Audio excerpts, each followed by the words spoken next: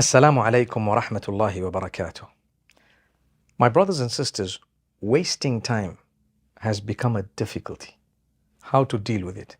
We find ourselves without much time. We're always busy. We always have something. We don't have the time for the right things. Well, the distractions are so many. So if you want to deal with the difficulty, you need to look at the cause and you need to see why it has happened. Why did the difficulty come about? Here, we're talking of time management.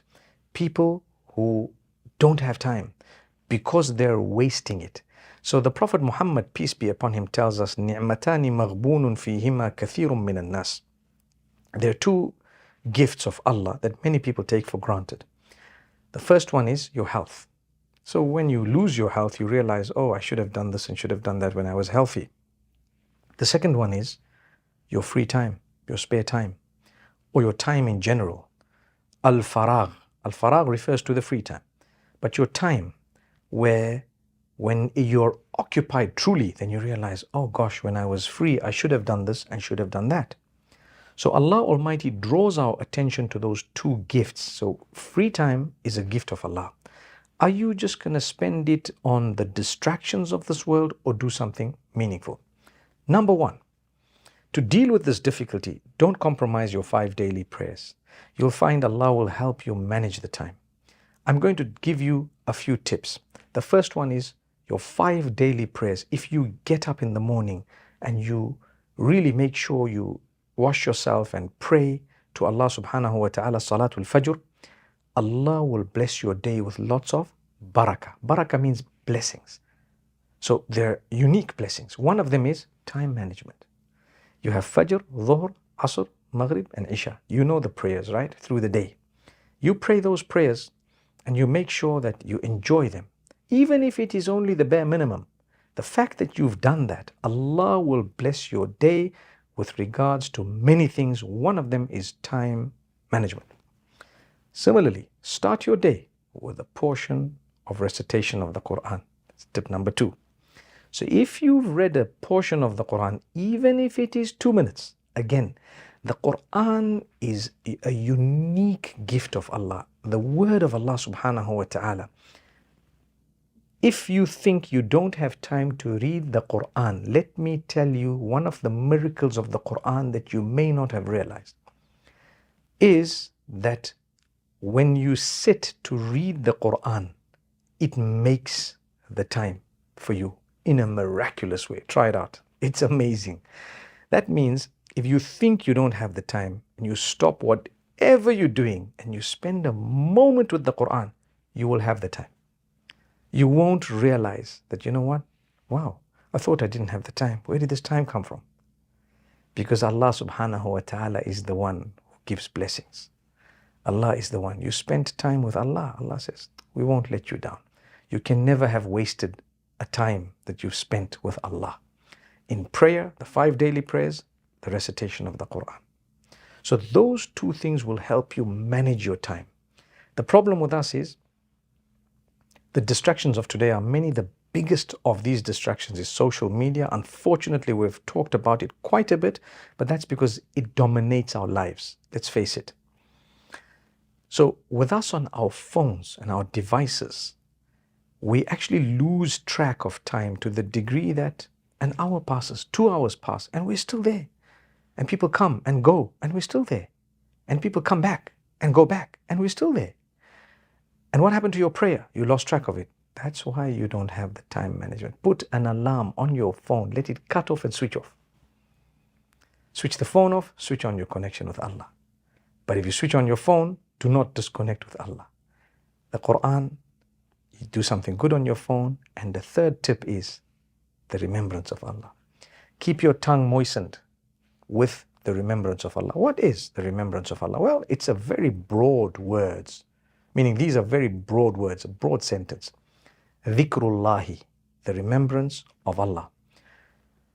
Any good word is the remembrance of Allah. The 5 daily prayers are a remembrance of Allah. Recitation of the Quran is the remembrance of Allah. But generally when we say dhikr, and we've already spoken about those two things, then it's referring to words of praise of Allah. Subhanallah, praise be to Allah. Alhamdulillah, praise be to Allah. La ilaha illallah, none worthy of worship besides Allah. Allahu Akbar, Allah is the greatest. And so on.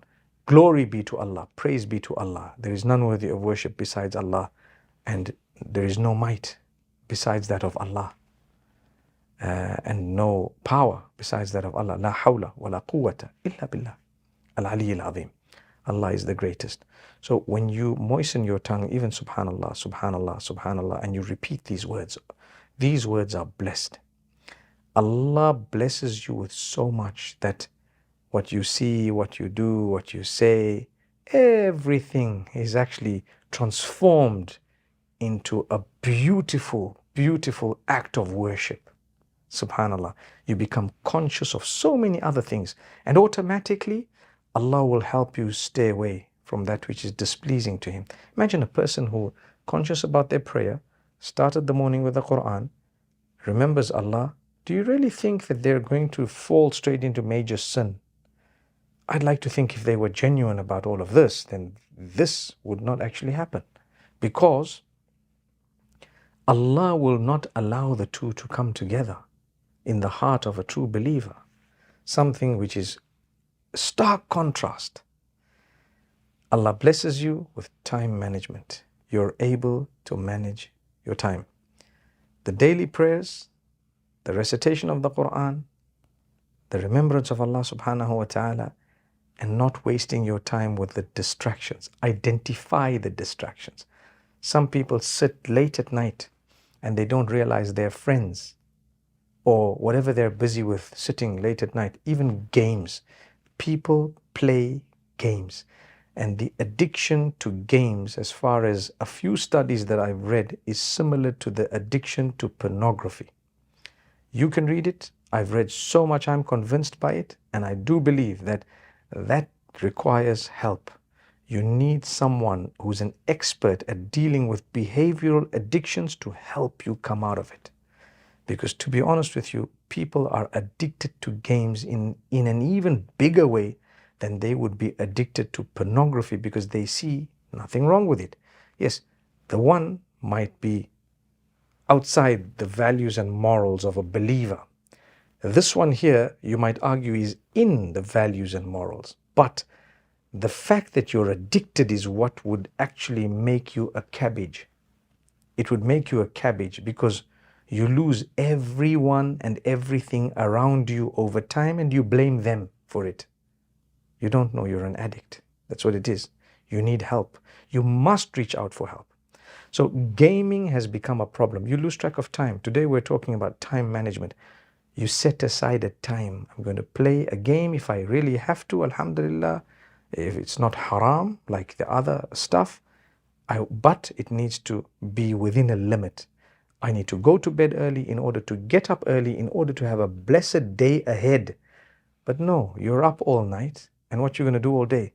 Sleepy, you're going to be upset, you're going to be emotional, you're going to get cross, you're going to start yelling and shouting at the people who you live with, you're going to be on edge all the time, be it children, be it spouse, be it parents, whoever it may be it those you work with or work for and so on, or those who work for you, and you're not a nice person because your time management.